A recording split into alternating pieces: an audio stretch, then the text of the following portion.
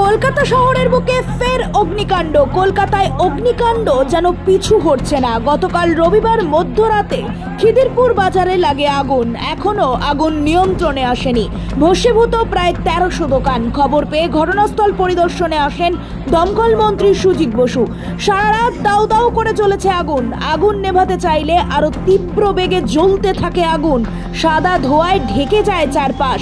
সূত্রের খবর, রবিবার রাত 2:05 নাগাদ খিদিরপুর বাজারে আগুন লাগে। ঘিঞ্জি এলাকা হওয়ায় দ্রুত আগুন ছড়িয়ে পড়ে। অগ্নিকাণ্ডের খবর পেয়ে দ্রুত ঘটনাস্থলে আসে দমকল।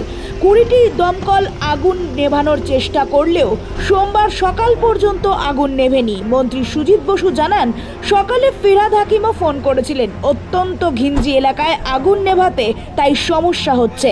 তবে ব্যবসায়ীদের অভিযোগ, খবর দেওয়ার বেশ অনেকক্ষণ পর ঘটনাস্থলে এসে পৌঁছায় দমকল বাহিনী। তবে কী কারণে দোকানে আগুন লাগলো তা এখনো স্পষ্ট নয়।